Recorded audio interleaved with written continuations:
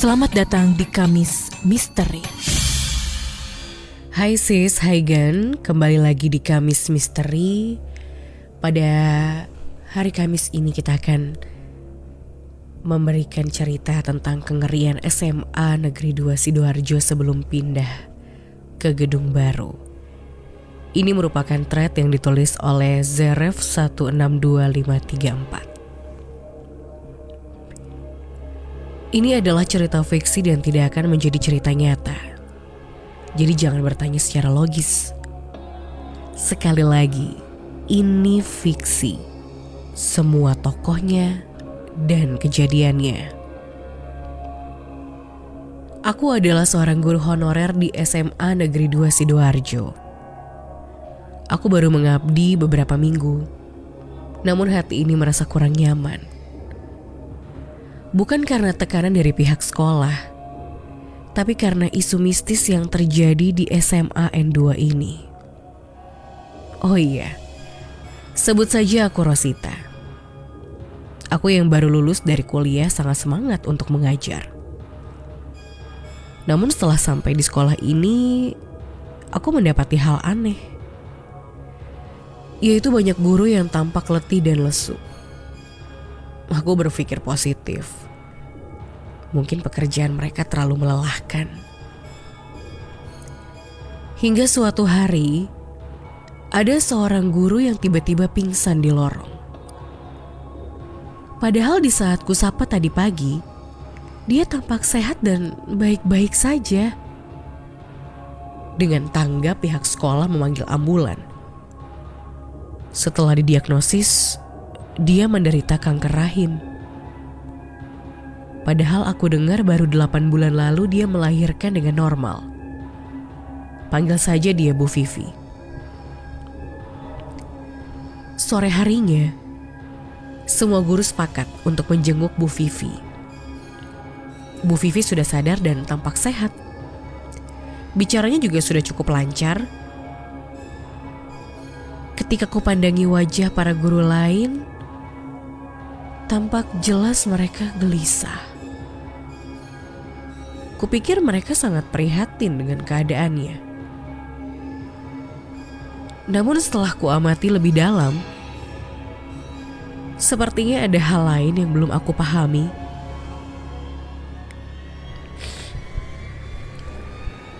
Sambil perjalanan pulang aku masih penasaran. Lalu aku bertanya kepada guru senior, namanya Pak Rafiq. Pak, apa Bu Vivi baik-baik aja?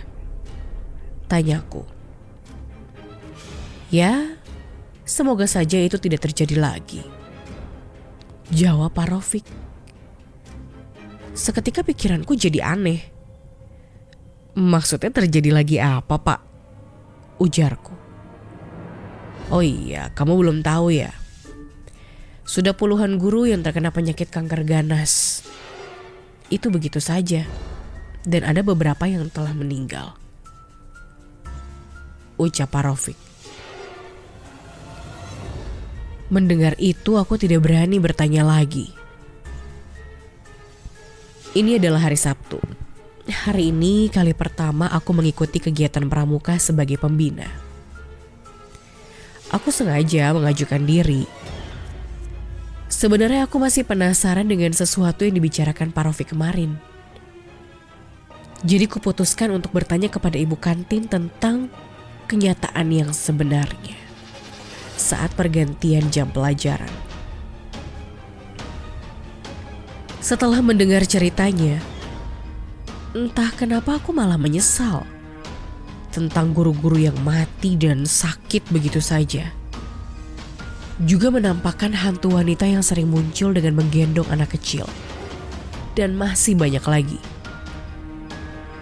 Hati yang sebelumnya tenang dan semangat menyalurkan ilmu yang kupelajari dahulu di kampus seakan jadi hampa. Gara-gara itu aku jadi sedikit paranoid. Sering aku menengok ke kanan dan ke kiri, atau ke belakang tanpa sebab. Karena sejak ku dengar cerita itu seakan-akan ada yang mengikutiku. Kulihat sudah pukul 13.53. Aku masih ada di ruang guru untuk menunggu mulainya kegiatan pramuka yang akan aku ikuti nanti. Terlihat meja guru yang tampak ramai. Mereka sudah mulai berkemas untuk pulang. Setelah guru-guru keluar, ruangan ini menjadi sunyi begitu saja. Tiba-tiba aku merinding. Jadi kuputuskan untuk duduk di luar saja. Tiba-tiba, seseorang bertanya kepadaku dari dalam. "Bu Rosita apa tidak pulang?" tanya orang itu. "Saya hari ini masih kegiatan pramuka, Bu." Ku jawab begitu saja. Mendengar itu aku berdiri dan melihat ke dalam ruangan guru untuk menyapanya. Namun betapa gemetarnya aku. Ternyata di dalam tidak ada siapa-siapa. Lalu suara wanita tadi itu suara siapa? Aku langsung bergegas ke kantin. Aku benar-benar ketakutan. Ini pertama kalinya aku mendapati hal mistis seperti ini. Anak-anak pramuka sudah mulai mengumpul di tengah lapangan. Aku adalah pembina kedua setelah Pak Parman. Dia adalah sosok senior yang sudah membina pramuka di sini sejak lama. Langit tampak gelap, seakan mau turun hujan. Hampir 1,5 jam kegiatan pramuka ini berlangsung. Pak Parman memutuskan untuk mengakhirinya karena tidak ingin terlalu sore. Setelah ditutup, Pak Parman langsung pamit dan pulang. Kulihat sekarang pukul 15.34. Aku meminta anak-anak menemaniku untuk mengembalikan alat pramuka ke gudang bersama, karena masih deg-degan dengan kejadian tadi. Setelah usai, aku ditelepon oleh Pak Rafiq. Dia mengabarkan bahwa Bu Vivi meninggal dan mengajakku untuk takziah bersama guru-guru lainnya. Langit tampak gelap karena mendung. Aku sedikit tergesa-gesa karena mendapat kabar duka tadi. Kulihat anak-anak juga sudah berkumpul di parkiran. Mereka mulai pulang satu persatu. Karena masih syok mendengar kabar itu, aku jadi agak sedikit linglung. Kusadari aku masih mengenakan celana olahraga. Celana ini tampak kotor karena kegiatan tadi. Lalu kuputuskan untuk menggantinya di kamar mandi ruang guru. Saat aku masuk, mulai merinding seluruh bulu kuduk ini. Dalam hati aku mengucap, "Jangan takut." Saat akan menuju kamar mandi ruang guru untuk mengganti pakaian, pintunya terkunci, seperti ada orang di dalam. Lalu kuputuskan untuk menyiapkan saja barang bawaanku terlebih dahulu. Saat berkemas aku sadar bahwa semua guru sudah pulang. Lalu aku lihat lagi kamar kecil tersebut. Ternyata suara orang membuang air tadi hilang.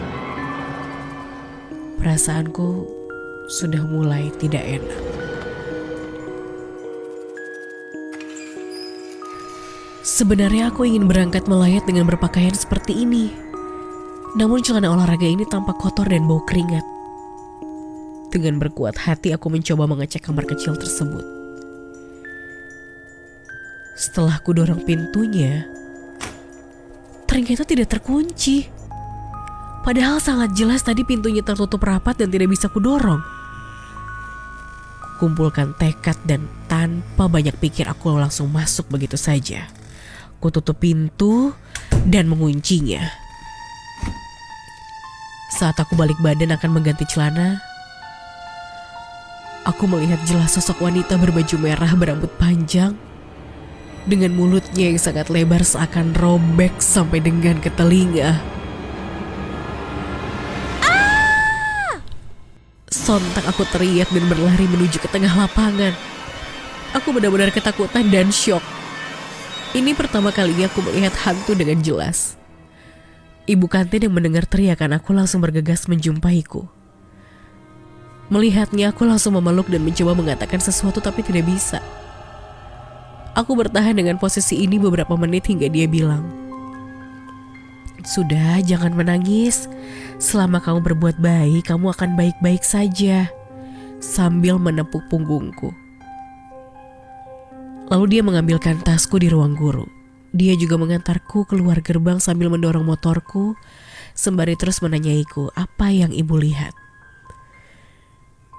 Namun aku tidak pernah menjawabnya. Setelah melewati gerbang, dia menyuruhku pulang. Setelah agak jauh dari sekolah, aku berhenti sejenak, lalu ku minum air yang biasa aku siapkan di botol minumanku.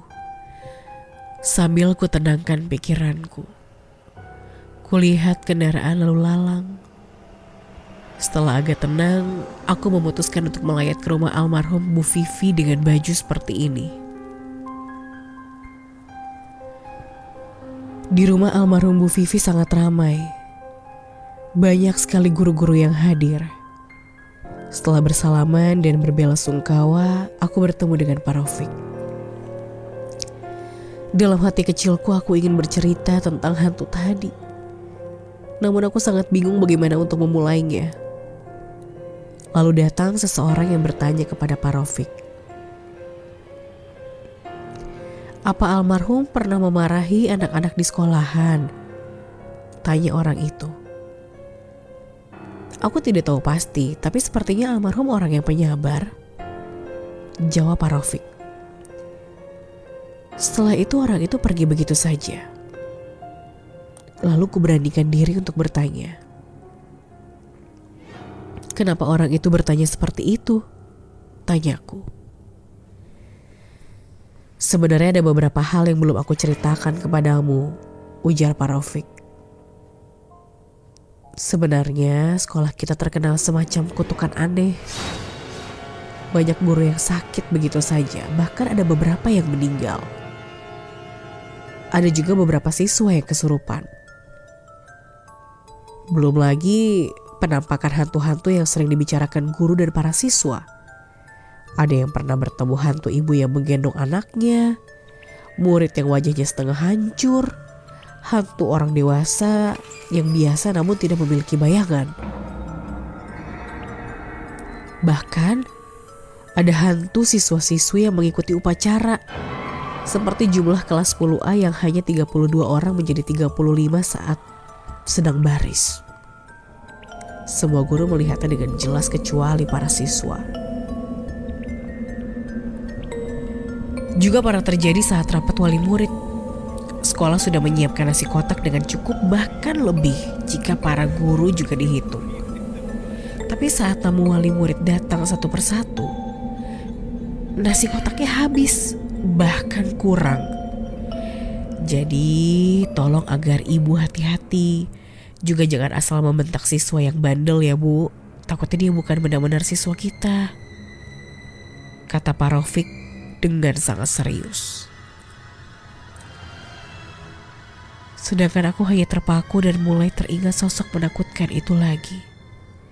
Pada akhirnya aku tidak jadi bercerita tentang hantu wanita di kamar mandi. Hari-hari yang biasa ku jalani dengan semangat, mulai saat ini berubah menjadi hari yang kelabu. Penasaran dengan cerita misteri menegangkan lainnya? Buka forum stories from the Heart Kaskus sekarang.